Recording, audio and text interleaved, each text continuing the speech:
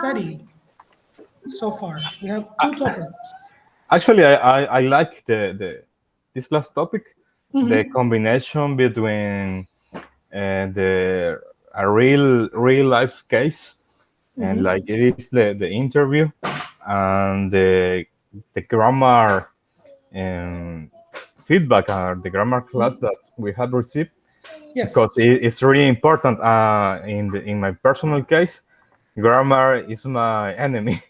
Okay.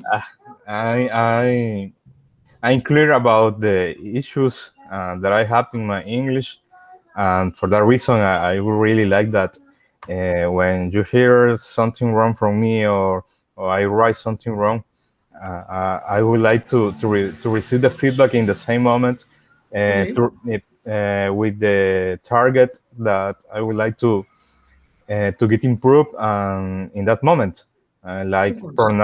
pronouns exactly in that moment, to repeat and to write again, and to get with the idea that I would like to make better, or I mean I would like to advance improving. Of course, definitely. In fact, the idea with this, it's always to match it with real life situations. And precisely in this particular topic that it has to do with career paths, they require a good command of the language, and additionally to be able to, to link what it's required for particular tasks. In this case, the job interview, that it's so relevant when you're actually looking for a new job, or anything related to it. So you know how to answer each type of question. Next week, my idea, it's precisely to work on the four different types of job interviews: the stress interview, the behavioral interview, these type of interviews that present certain level of difficulty to students, and to teach a little bit of the different components they have, and also how to solve the different questions, because that is the situation, right? It's probably in Spanish we do it well, we know how to speak and we know how to communicate, but in English, to be able to connect the question with the grammar, and then to follow through telling a story, and focusing on results and using the vocabulary might be challenging sometimes, right? So that it's my idea, and then I want to connect this precisely with the writing process. That'll be working with a cover letter and a curriculum vitae. That it's very, very important. That sounds great. I would really like. Yes, I know that's one of the reasons why uh, I personally like this part of my job. It's like getting all this information and trying to condense it into a bite size. Let me give you the word. Cuando algo se hace digerible, you may call it bite size. So I like the idea of making classes that are bite size, and easier to, like, to understand it. And if we have to explain it again, we're going to go over it just one more time. But So okay. before we start going backwards, because with you, I'm going to go a little bit backwards in time, just to catch you up with the topics we have studied before. I would like to know if you did the homework. Could you work it? Could you work the rest of the exercise? Not really. I just make a review Okay. from the notes that you share with us. Okay. For example, simple present, that when we use that it is when to talk about routines, descriptions, habits, Mhm. generalizations, Mhm. and the present continue or progressive about actions that are happening in that moment, or maybe besides, to talk about any situation that go out of the ordinary, use the present continue to talk about temporary situations. I just make the review. Really I didn't understand that we had to do the rest of the The rest, exercise. no problem. The idea with this, Adolfo, it's that this is support documentation. I personally believe that I know you guys are very tired in the week and with everything that you guys have to do, but it's always there. So you, if you have any time that you may take advantage of, well, the suggestion is go back to the exercises, check them, and if you can do more exercises, well, I have already put them there so you can check them, practice, and most of the times you will have the answers. That is the idea. Okay. Okay, thanks. So I want to split this class in two parts. Actually, I was thinking, first I would like to go over a little bit of the content that I wanted to share with you. I'm going to do very brief explanations, so then we move on to what for you would be like the catching up. Okay, this document, it's right here. It's number 3. This is verb forms. And sorry. Okay. Yeah, I know. I'm hearing you. Okay. So I was, if you remember on the previous session, I said to you that there exists verbs that they can go in ing form, some other verbs that cannot go in ing form, and some other verbs that, depending on the structure or the construction of this sentence, they can be either in gerund form or not, right? Yeah. So today I wanna introduce this. I'm going to explain it very briefly.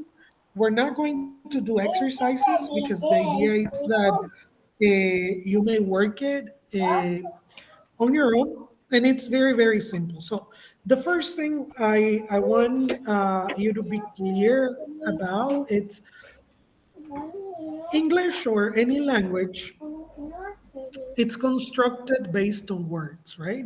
We need words to communicate ideas, we need words that they imply a meaning. So once we know this, we understand that words need to be categorized according to their function in in sentences, in speaking, and the like. Okay. So this, it's precisely what we call discourse. Sorry, you call these parts of the speech or parts of discourse.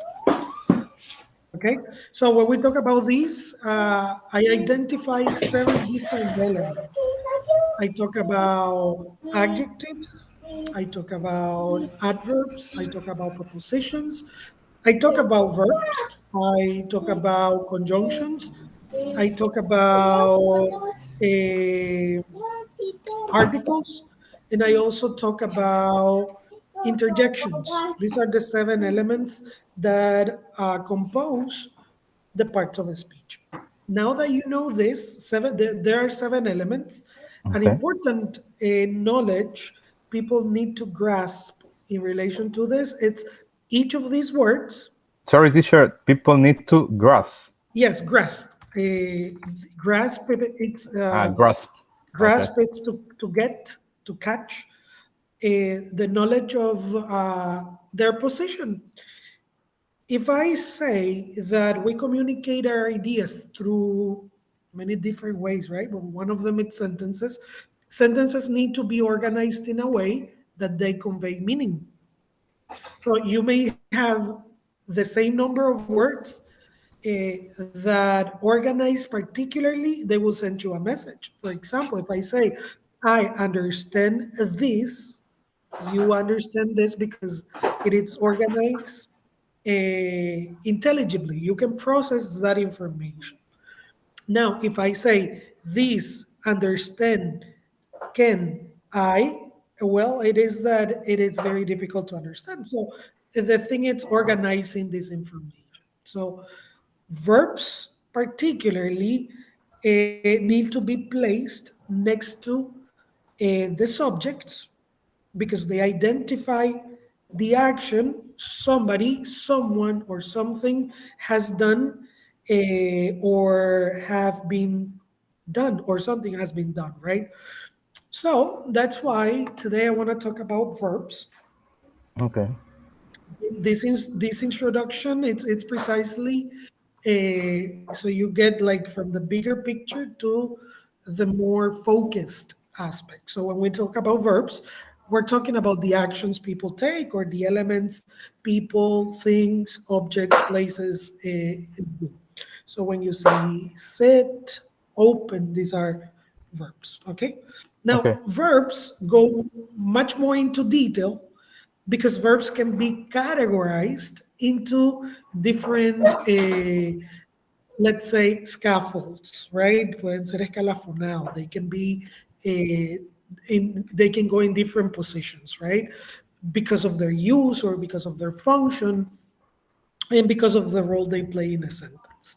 So one of the first things I identify in verbs, it's their possibility to communicate actions or dynamic situations versus states. And that is precisely what we call active and stative verbs, or active and dynamic verbs. When I talk about active verbs, I am talking about verbs that they describe a tangible effects, or as the text says, action or movement. So you can perceive this.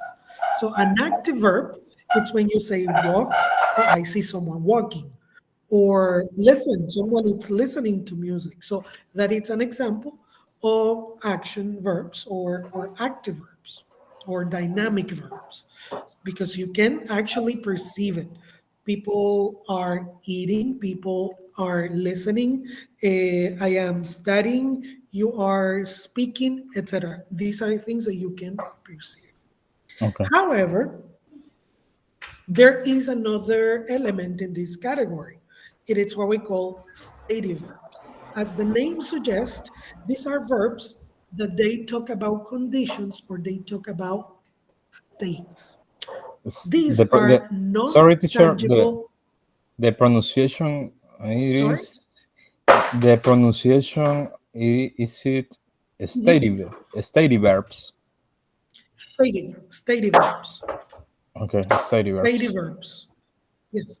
Yes. Stative verbs have the quality of signaling or pointing the state in which people, animal, things, places are. Some verbs cannot be transferred into ing form or in gerund form.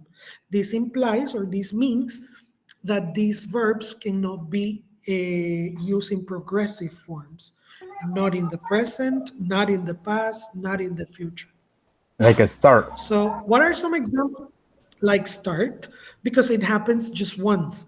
Another example it's the verb resemble. Eso significa parecerse. Parece. You can talk to your Resemble. children. Yes, you resemble. When you have children, you say, te pareces a tu papá o te pareces a tu mamá. When you speak about physical appearance, right? So you resemble your dad. You Okay. resemble your mother. You resemble. Now, this is a state. This is a state, so it cannot be moved from a infinitive or past simple to gerund form. So stative verbs only have three states. Number one, it's, well, actually four. The indicative, that is that they are not conjugated. They can be conjugated into the present simple. She resembles, I resemble, they resemble. It can Okay. be a past simple. They resemble to their parents. Se parecían a sus papás. Or you can talk about them using a past perfect or the past participle form of the verb. That is, they have resembled to their parents in the last 3 years. Se han parecido a su papá en los últimos 3 años. Okay? Okay. Okay. Why they why they can change? Because they are verbs that signal states. What are some examples? Well, love, hate, think, have, own, resemble, hear, smell, taste. These are verbs that you cannot use in ing only, and this is very, very important, only when the action, you can use them in ing only when the action involves its direct meaning, solamente cuando el significado del verbo implica el uso del órgano con el que se logra, se puede usar en ing. Por ejemplo, I can say, it smells like roses. ¿Qué quiero decir Smell aquí? and Huele a roses. rosas. Ujú. Pero Yeah. estoy señalando un estado. It smells like roses. Now, I can say I am smelling roses when I ask you, what are you doing? Well, I'm smelling these roses. They smell really good. ¿Cuál es la diferencia? I'm smelling es que estoy usando mi nariz para percibir el olor que Okay. esto despide. It's very straightforward. Lo mismo ocurre with the verb hear. El verbo hear, a diferencia del verbo listen, puede ir en ing. What are you doing? I'm hearing the news. ¿Por qué? Porque estoy usando mi oído para percibir eh, un estímulo. That's what it means, actually. Okay. Okay? It's clear. That's why you can use it. Questions up here. No question right now. Okay, so in here you have some examples, right? This document shows you some verbs, and it also gives you some awkward mistakes. And this is for you to check when you are writing in English, right? You can double check on it later. The word affect and effects are different, okay? Okay. So in here it's a very, very short practice. You can do this later. And now there is another element. The second subtopic here has to do with gerunds and infinitives. Let me show you. Gerunds are ing forms, and infinitives are the to plus the verb form. Sometimes verbs can not only express an action someone does or did or has done or has been doing, but they also imply the action itself, the name of the activity. For example, if I want to talk about activities that are good for your health, I can use all of the actions in ing, but that action in ing does not mean that I am doing the action. It is only naming the action. For example, swimming is good for your health. Studying English, it's necessary. These are the use then of gerunds. Okay. Okay. Now, some verbs, when you combine them with another verb, they demand the use of a gerund form, or they demand the use of a verb in ing form. For example, you have the ones here: begin, continue, hate, like, love, prefer. So I begin studying for my master's degree test. They continue walking after the signs the policeman gave them. They continue walking. They hate studying at night. They like eating burgers on Saturdays. They love hiking on the mountains on the weekends. And they Okay. prefer drinking Coke over Pepsi. Okay? So Okay. these are gerunds. Now, there Gerunds. is a specific list of verbs that require the use of a gerund all the time. Advise, allow, finish, miss, you have them here. And you should always remember them because they tell you that after you use this, you need a gerund. For example, no soporto, I can help, I can help using this computer. It's very slow. Or I can stand printing in this office because the printer it's always busy. Teacher, could you repeat the first Mhm. example? I can help. Yeah, I can help. I can help. H-E-L-D. H-E-L-D. Help. Help. I can help. It's the Okay. ones are the ones that are here. Let me make him a little bigger. Are Okay, the okay. ones right here. I can help working with this computer. It is very, very slow. Okay. And Okay. then you have others here, like keep. I keep working at the same company. She miss going to the field trip, or they quit smoking, or they recall attending the meeting. This means recordaron, they recalled attending the meeting, etc.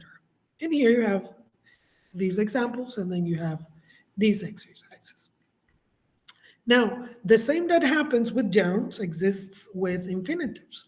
Infinitives are the way in which you put the verbs when they are not conjugated, and they come with to and the verb. For example, I agree to go. I arranged to meet. I decided to study. I don't care to help you. I expect to attend the meeting on time. Okay, I hope to go. I Okay. intend to. Okay, so these are the list of verbs that only work with infinitives. I agree to work. I arranged to meet. I decided to take. Isabella intends to study, etc.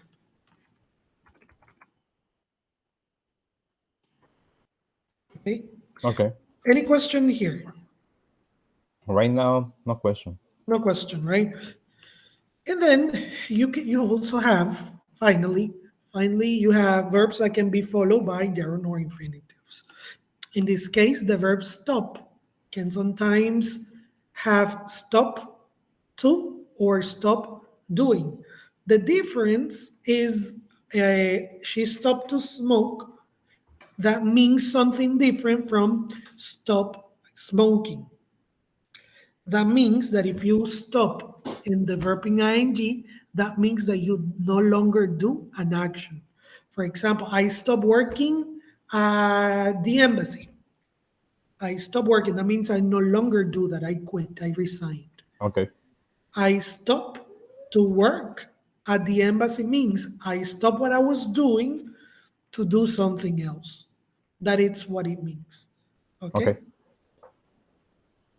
And then you have some other cases like trying to find, trying to learn, and remember, etc.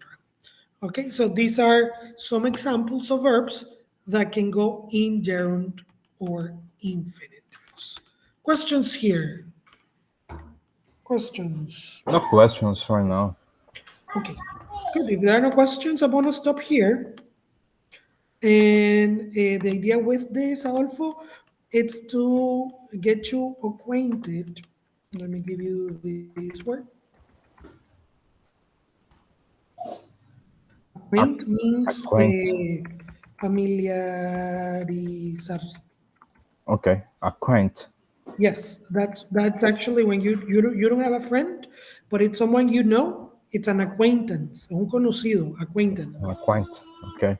It's Mhm. great. And acquaintance, it's familiarizar. Acquainted. Mhm. Okay. So I want you to get acquainted with these terms. So the idea here is just go over the content, and whenever you have a question, you can text me or send an email, whatever, and I'll respond to you. Okay. Thanks. Okay, good. So let's talk a little bit about what happened on the previous module.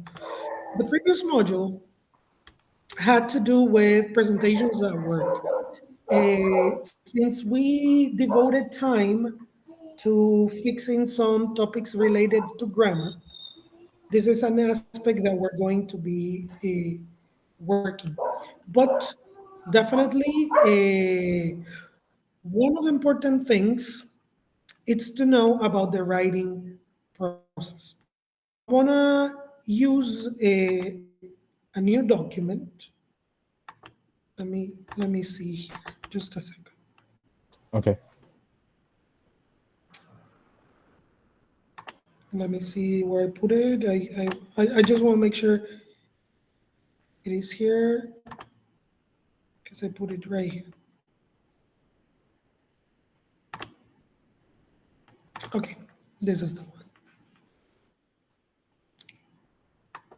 So how good is your writing, Adolfo? How good do you think your writing is? Tell me a Mm, little bit about your experience with writing. I haven't practiced in at all. I have not too much practice really writing. If I had a long time without talk, without writing, I had more time. Okay, good. It happens, and let me tell you that this is one of the things that I as a teacher believe, and this is only my personal belief as a teacher. I consider that writing it's a very important. It's one of the most important processes because most communication these days it's uh, it's in written form. We're writing emails all the time or receiving emails, and not only knowing how to answer, not only knowing how to read them, it's important, but also how to answer to them. Yeah, So, one of the first things that I need you to understand, it's precisely what it's a sentence. That might be approached from different perspectives. It might be philosophical. Why do we speak and where does speaking come from? Or it can be more practical when it comes to uh, what it's a sentence grammatically speaking. Well, the first thing needed to know is that a sentence is a group of words that needs to be put in a way that it sends. I don't know, there's a mistake. Here, if there are a group of words organized in a particular way, uh, sends a message. Here it's an S, sends a message. Okay, and this is what I was telling you a minute ago, some minutes ago. okay, They are beaches, beautiful of Nicaragua. If you see that, it's disorganized. And they continue to have the same parts of the speech. You have an article, you have a verb, you have an adjective, you have a noun, you have a preposition, and then you have a noun again. But if I take these words and I organize them on the simplest form of a sentence, then I am actually conveying or I am actually sending a message. The subject, verb, and object, it's the simplest form sentences have. okay, So the beaches are the subject of Nicaragua. The beaches of Nicaragua, it's a subject, sorry. Are, it's the verb. And the object, it's beautiful. beautiful. I Okay, have a simple. Now, to understand sentences, we also need to know that sentences derive or they come from what we call clauses. A clause might be dependent or it what, might be independent. what does A closest means? dependent clause, Close clause means. it's una cláusula. Okay, And the closest, el más cercano, la definición más cercana that I could give to this, it's that a clause is a phrase. Okay, okay, sometimes the phrase it's incomplete, and that's what makes it dependent. And an independent clause, it's when it doesn't mean anything because it's a sentence itself. So a okay, clause, it's not a sentence, it's a phrase that can be part of a sentence because it provides information to make sense. An example of this, it's when you say, when I was a kid, before the meeting started this morning, this information you're given It's not a sentence because when you listen to it, you say, there's something missing Yeah. before the meeting started. What? There's something that you need, or this sentence needs to make sense. What is it? It's a complete sentence on the other side, so you have a full sentence. Before the meeting started, our boss told us the topics he would discuss. When I was a kid, comma, I dreamt of becoming a firefighter. Okay, so that it's the balance between a dependent clause and an independent clause. The dependent clause needs more information to make sense. Okay. The independent clause, it's a sentence itself. Questions up here? No, it's clear. No questions there? No questions. It's clear. Okay. So we're going to work now in a recognition exercise because I need you to be able to connect them. Okay. And let me send you this one, this link. And we're going to do it together. The link I sent you, it's this one. You can see my screen, right? That's a second. Yeah, I got it. Okay. So here you have an exercise that tells you if the underlying group of words are dependent, independent, or not a clause. How do you identify the dependent clause? Well, it seems like a sentence, but there is something missing, sorry. In not a clause, it's when it doesn't have a verb, for example. Take a look at the first one. Although it was raining, a pesar de, that's what although means. Although it was Okay. raining, It was what is raining. it? Is it a dependent clause or an independent clause? Dependent clauses. It is a dependent clause. Now, let Dependent me say clause. this in Spanish. Si se fija acá, hay una coma que separa esta idea dependiente o esta Yeah. cláusula dependiente y luego hay una oración completa. ¿Por qué ocurre eso? Sencillo, porque cuando la junto a como está acá, se convierte en una variedad de oración. ¿Ok? Que lo vamos a Okay. ver en un momento. ¿Ok? Whenever she gets a poor grade in math, what is that? Dependent or independent? Brianna eats chocolate whenever she gets a poor grade in maths. No clause. Not a clause. Take a look at it correctly. Brian, Fíjese ahí la combinación. La anterior, Brianna eats chocolate whenever she gets a poor grade. It's dependent clauses. this is a dependent clause. ¿Cómo sé yo que es una cláusula dependiente? Ok, porque tiene un adverbio al inicio, whenever. Lo mismo Okay. ocurre aquí, although. Y Okay. esa palabrita al inicio ya afectó el significado de la oración. ¿Por qué? Porque me hace que le metan más información para que tenga sentido. Although it was raining, whenever she gets a poor grade in math. Ahora fijémonos en la tercera. After the flood. What a After flood means. flood, like inundation. Okay. And dependent clause. No, this is not a dependent clause. This is not a clause. ¿Por qué? Porque no tiene verbo. Oh, Esa es la okay. característica principal o lo que le permite hacer la diferencia entre un dependent y un dependent. Que el dependent va a parecer una oración porque tiene un sujeto, un verbo, pero hay algo que Que le le falta. hace perder el sentido. Okay. Okay. Queda claro. ¿Ok? Not a clause. This is not a clause. While walking at the park, John saw a raccoon eating potato chips. Independent clause. This is an independent clause, tiene un sujeto, tiene un verbo y tiene todo un complemento. Yeah. Okay, students enrolled.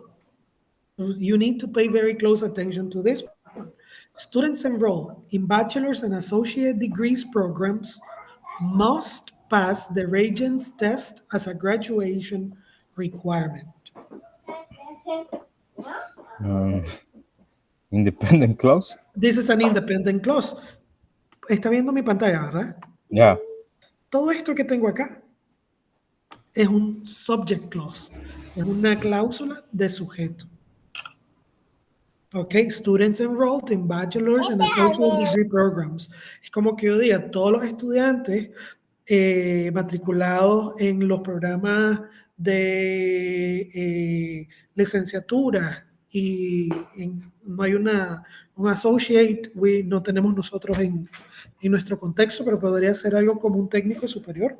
Okay. En los programas de técnico superior, si usted lo escucha, es un montón de información, pero al final no hay un verbo. So it doesn't make sense. In this case, you have must pass, the verb clause, la combinación de los verbos, y luego tiene el complemento. This is a sentence. This is an independent clause. Okay. Do you get my point? Yeah, I did it. Okay. Now, who failed to show up for the Regents test? Fair to show. It's a dependent clause.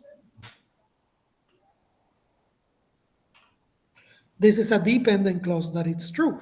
This you have here, this who, it's a relative adverb. Es un adverbio que se conecta con quién. It talks about students. Okay? When you Okay. finish your homework, When you finish your homework. And dependent clause. this is a dependent clause. Excellent. After Juan completed the assignment, Dependent clause. dependent clause. Since she had to drive to Atlanta for a meeting, It's independent. Independent clause. this is dependent. Why? Acuérdense que tiene la palabrita al inicio. Ah, Since she, since she had to drive. exactly. It's true. This is a dependent clause. Before completing the assignment, It's not clauses. okay, this is a phrase. Esta solamente es una frase. Before completing the assignment. Very good. Questions here? No, really. Yeah. Not really, okay. Now, when going back to sentences, we said, esta es una clase, Adolfo, que se tomó en como en como 3 sesiones, ¿verdad? Así Okay. que we're trying to rush it. Usted me dice si tiene alguna pregunta. No tenga pena, que esto es bien importante, Okay. pero es de prestar más atención porque tiene varios detalles. So I was just to wrap it up or to simplify it. Sentences are groups of words that the way they are organized, they give you a message. The sentence, to understand sentences, we need to know there exists dependent and independent clauses. Dependent clause, it's a phrase it's a sentence that is affected by when, who, since, although, though, even though, because, if. Todas estas palabras vienen al inicio and they affect the meaning of the sentence, so it becomes a dependent clause. Okay. And then you have independent clauses that are full sentences. Subject, verb, and object, the meaning it's clear. Now, sentences have two possible distinctions. One is sentence types, and the other one is sentence variety. When I talk about sentence types, I am talking about these 4 elements you have here. Sentences can be declarative. This is affirmatives and negative sentences. Okay. Nada más. I just identify if they say something positive or something negative. This is declarative. Questions or interrogative, well, they use WH question words and they have their particular structure. Where were you yesterday?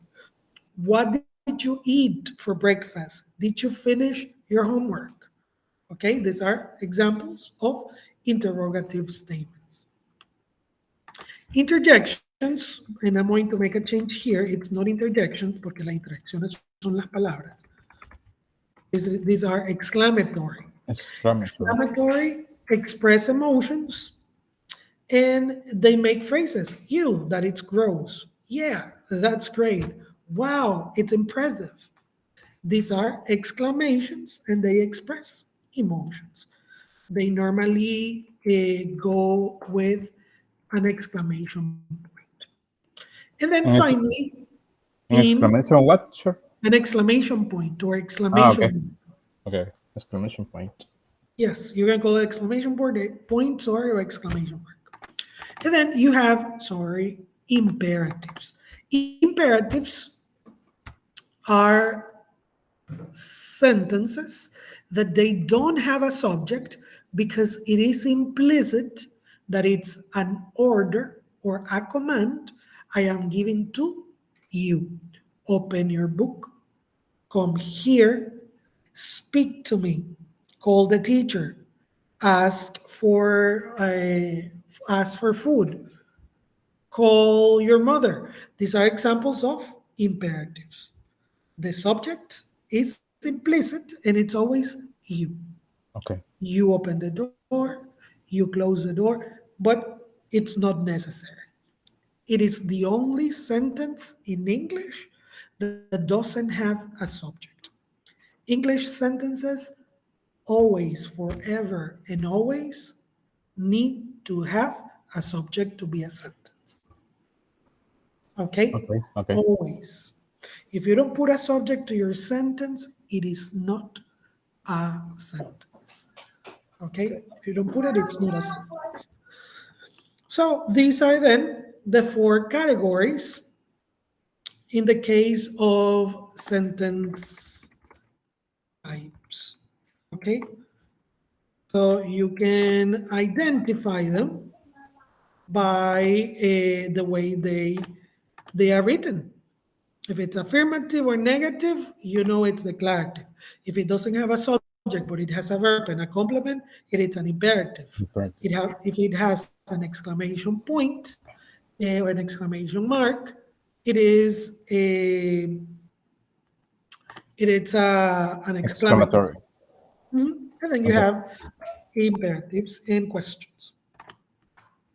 For you to practice and probably later, this is only for you to identify them. We're not going to do them right now because these are not the most important. You can Okay. use that link to practice. Okay. Sense. And finally, you have the most important category for a sentence. It's what we call sentence variety.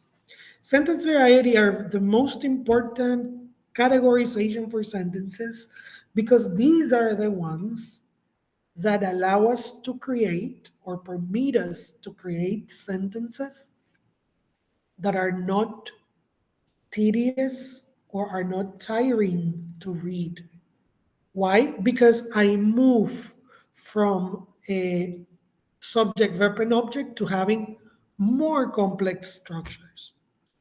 So the different categories are simple sentences, compound sentences, and okay, we're going to study two. I don't, therefore, we're going to study the other two in the class. And we have simple and compound. So the simple sentence, it's a sentence that only has the subject, the verb, and the object. I took a shower. Marta called Elisa. Everything is fine, etc. Now, why are so important, or why is it so important to know about sentence variety? Because sentences or writing, sorry, in this case, emails, paragraphs, essays, you name it, they need to have a variety of structures so they are not boring or tiring to read. Imagine reading the newspaper with They killed a man. The man was with his wife. The wife saw who killed him. She doesn't want to. When you listen to that, it's boring. So sentence variety allows you to change the structures and create sentences with more components that translates into easy, in them becoming easier to read. Okay. Okay, Yeah. so when it comes to simple sentences, subject, verb, and object, there can be two subjects, there can be two verbs, but important, the ideas are always in line. Okay, what I mean Okay. with this is that they are directly related. I went to a supermarket and found nothing. Fui al super y no encontré nada. That is a simple sentence. Okay. Or I can say, I found nothing, no encontré nada. That's a simple sentence.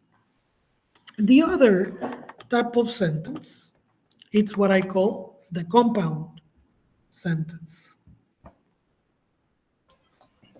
The compound sentence, it's a type of sentence that has two independent clauses, but in the middle, there is going to be a coordinating conjunction. A coordinating conjunction are what we call fanboys. Okay, these are the acronym.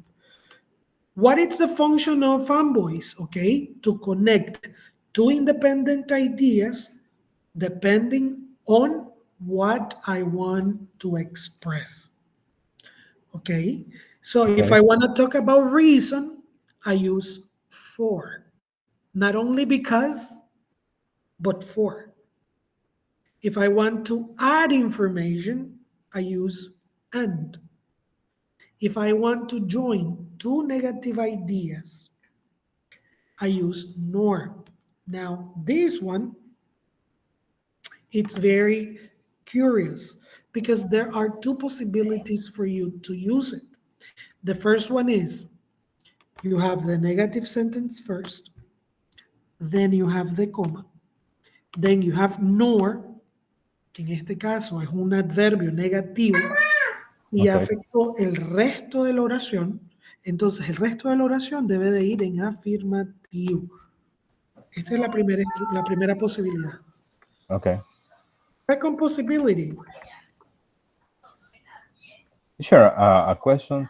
go ahead. In the first one, where you say for that is used with reason, what happens if I say because? I mean, I need to finish the report because they will read in the meeting. They will Yes, read it in the. it's correct. Both of them are correct. The difference is that because it's a subordinating clause, subordinating conjunction, sorry. Subordinate Let me conjunction. say this in other words. Okay. Coordinating conjunctions connect two independent ideas. Quiere decir que si yo las separo, siempre van a tener sentido. Yo puedo decir, I need to finish the report. Es una oración porque tiene sentido. No necesita nada más. Okay. They will read it in the meeting es otra oración que tiene sentido, no necesita nada. Pero como las dos oraciones van en la misma línea, es decir, yo las puedo conectar y decir por qué, yo puedo usar el coordinado, the coordinating conjunction, or the subordinating conjunction. ¿Cuál es la diferencia? El subordinating conjunction convierte la oración en un dependent clause, mientras que la conjunción coordinada, o the coordinating conjunction, lo único que hace es que une las dos oraciones sin afectar el significado de ninguna. ¿Me Mm, explico? sí. Entonces, a pesar de que el significado sea exactamente el mismo, yo puedo escoger si quiero usar coordinating o subordinating. Okay. Fíjese bien, vamos a poner esta acá. La vamos a poner como un comentario. ¿Tiene acceso a esto, Adolfo? Okay. Fíjese bien, voy a usar esto. Esto lo puede acceder desde la parte que dice writing. Aquí está, write the simple and compound sentence. Aquí lo tiene. Cuando lo abra, le va a salir este documento. Okay? Okay. So take a look at this. You have possibility one, subordinating conjunction.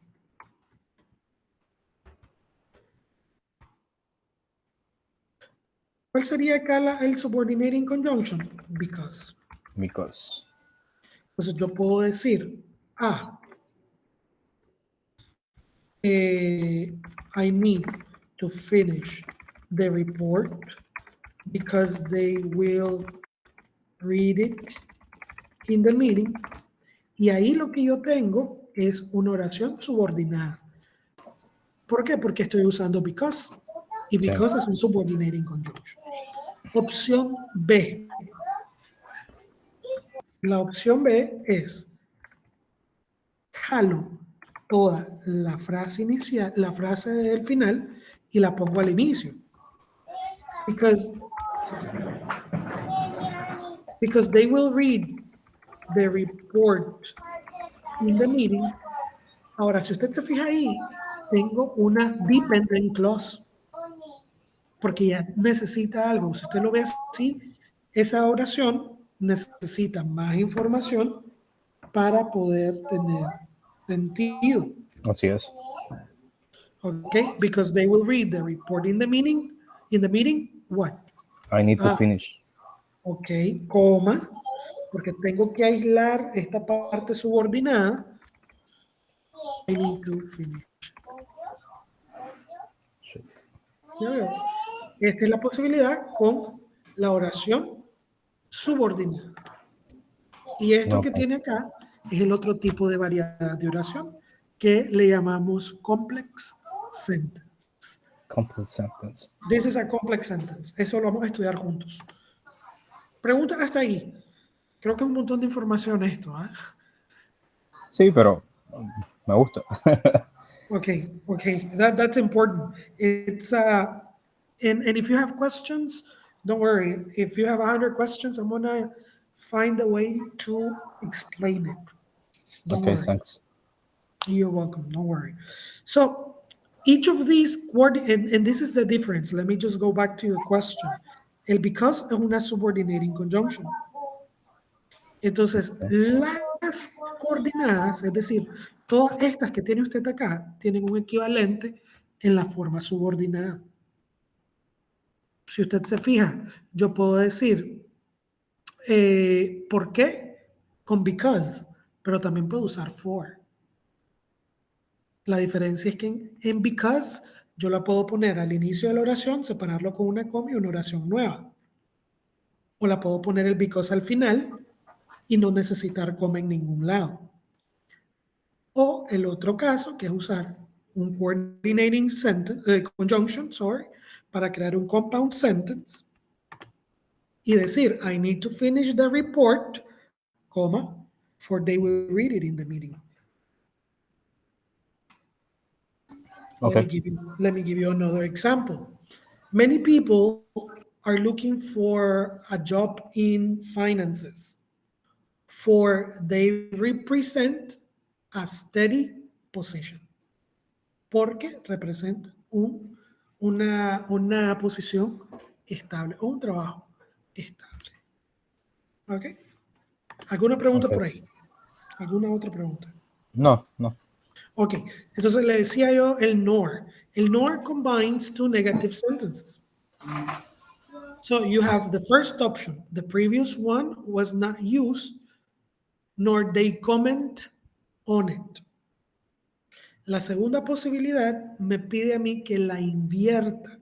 ¿Por qué necesito invertirlo? Porque el uso de nor ya me está dando el negativo de la oración y lo único que voy a hacer ahora es ponerlo el sujeto y el verbo invertido. Entonces, dice acá, the previous one was not used, nor they comment on it. ¿Qué tiempo gramatical es este? Pasado simple. The previous one was not used, nor. Ahora uso la forma invertida, como si fuese a hacer una pregunta.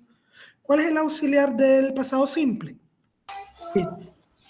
nor did y el resto de la oración. Nor did they comment, debo devolver el verbo a forma base porque tengo el did acá y pongo esto. ¿Por qué Okay. necesito hacer esa inversión? Because it's a double negative. Double negatives in English are not correct. Okay? But it's not really used nor. It's rare. It is used. What happens is that sometimes we don't know how to use it. Ese es el problema. A veces no Mm, sabemos cómo usarlo. Let me give you some other examples here. I'm going to comment on it.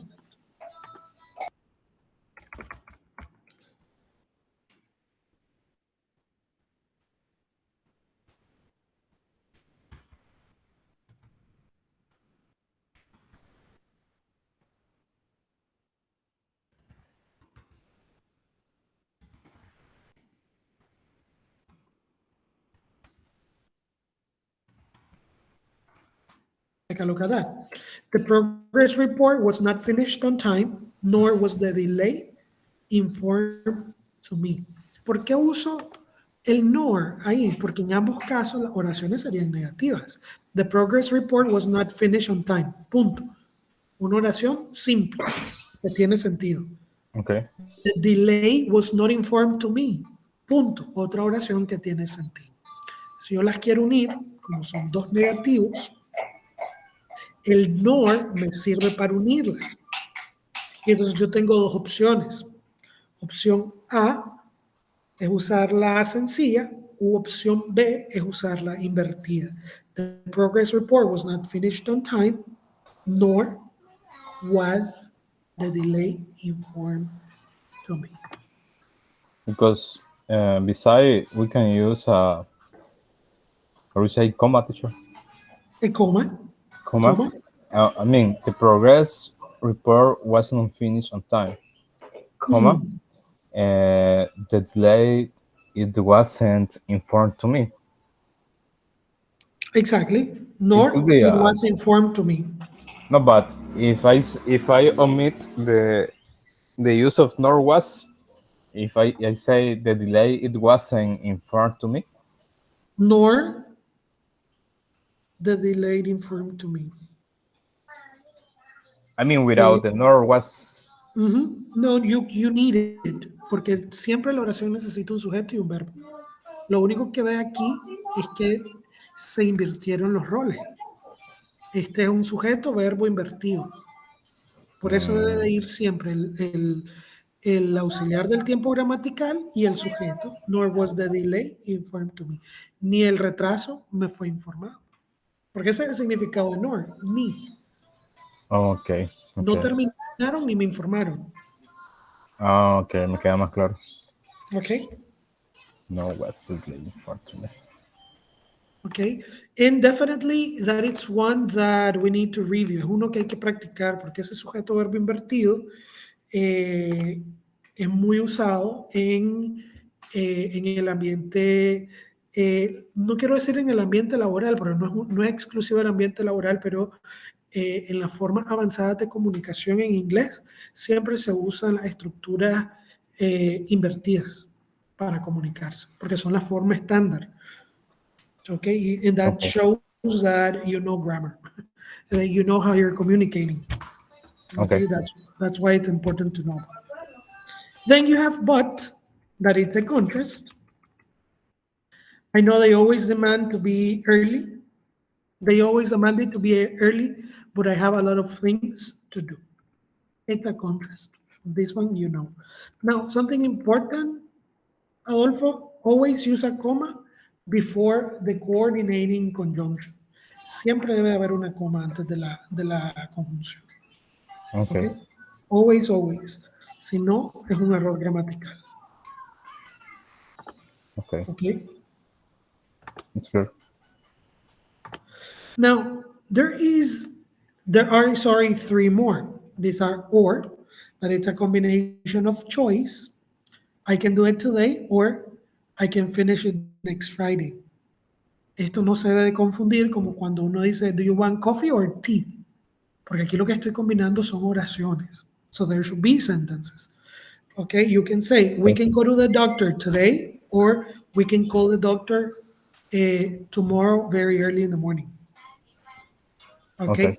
ese or, si es una oración, debe de ir acompañado de otra oración.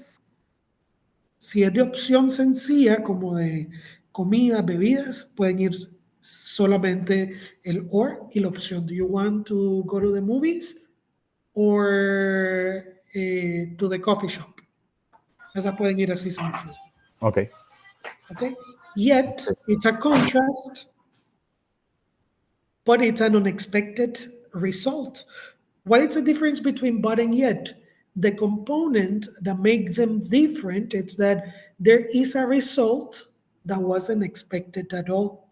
For example, I may say, I never listen to music in my car, yet I enjoy listening to music in my wife's car. Or this one, I never played the lotto, yet today I won $25. Aquí debería ser yet, no but. Okay. ¿Cuál es la diferencia? El yet habla de un resultado que no se esperaba del todo.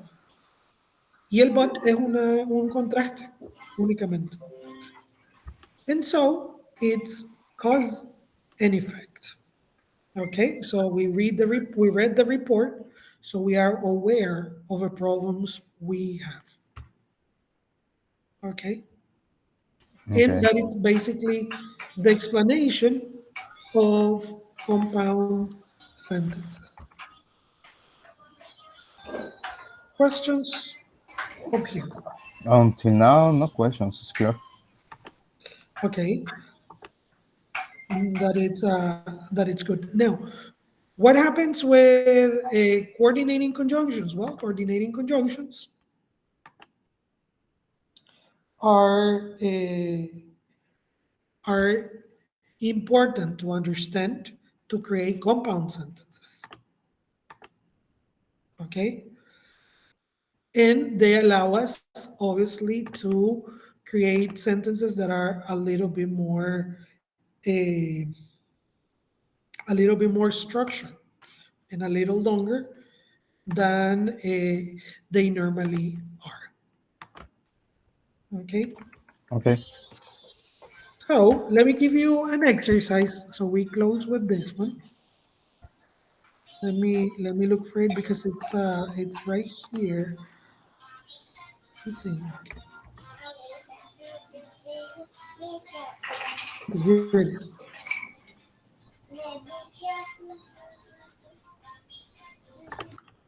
Let me let me use it here. Just a second. Okay.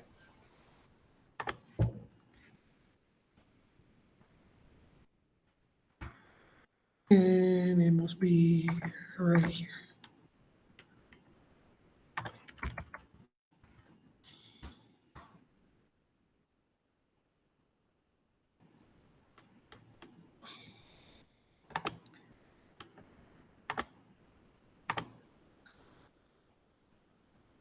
No, this is compound complex.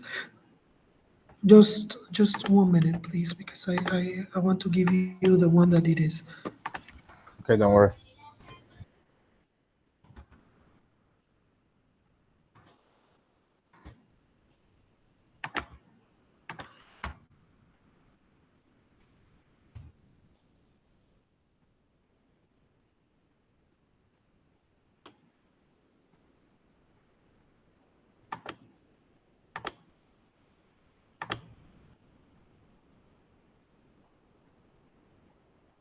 Okay, here it is.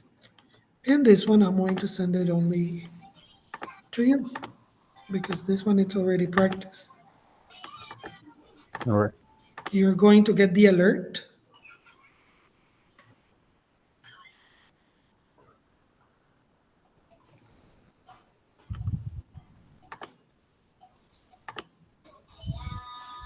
Could you see it? Not yet. Okay, let me share my screen. You're going to receive. I haven't. You haven't found it. Okay, let's do it here, and then I'm going to send it to you.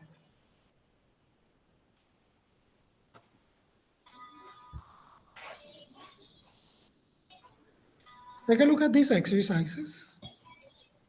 I got it. Compound sentence. Yes. Okay.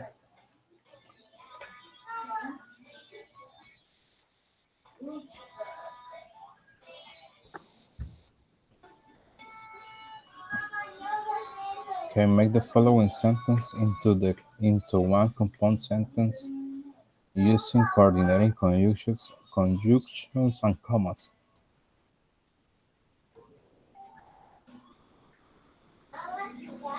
It's basically to make it become a compound sentence. Okay.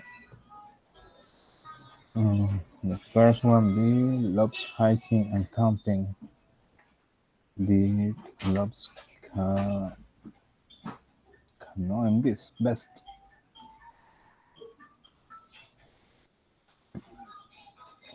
Okay, so what Uh, about the first one? B loves hiking and camping. B loves canoeing best. well, that's canoeing best, teacher. Best, No, más. cano. En este caso, canoeing, ir, go in the river con una canoa. I don't know Ah, the okay. verb for that, but it's canoeing. It's going on the river with a canoe. Ah, okay, okay. So I have to write the commas and the conjunctions. B loves hiking and camping. Um, Besides, he loves canoeing best. Remember that the coordinating conjunctions are for, and, nor, or, yet, but, or so. Okay, let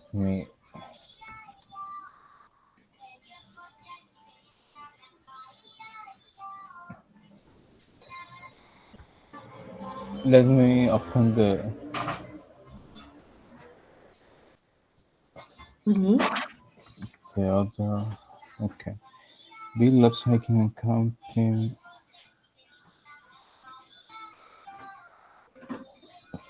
I didn't copy the coordinating conjunctions, teacher. Okay, let me I give you just looking for. for, and, nor, but, or, yet, and so. Remember that for is reason and additional information, nor double negative. I'm writing it, okay? Contrast. Okay. For its choice, yet unexpected results. And so it's cause effect. Okay, B loves hiking and camping. In this case, loves canoeing best. Sorry? The coordinating conjunctions that I use is and. B loves hiking and camping, and, and loves canoeing best. No. This is a contrast, actually. Bill loves hiking and camping, but Oh, he loves canoeing best. okay, okay, okay, okay, Let's try to do number two. okay. Relax, relaxations can be difficult to learn. Some people do seek help. Um, Relaxation can be difficult to learn.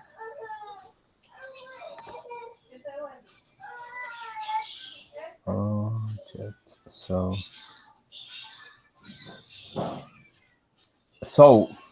relaxation. Okay. So some people do seek help. Is it alright? That it's totally correct. So, Okay. because it is cause and effect. Let me just check on this one. Did you get the exercise? Yeah. Okay, good. So let me give you homework. Try to practice this. We're going to check it, and on the next session Monday, we can we're going to review this. Okay, Okay. just so you practice. I don't know if you have any question up here, Adolfo. Not too sure. It's alright. I have to read again the class and the conjunctions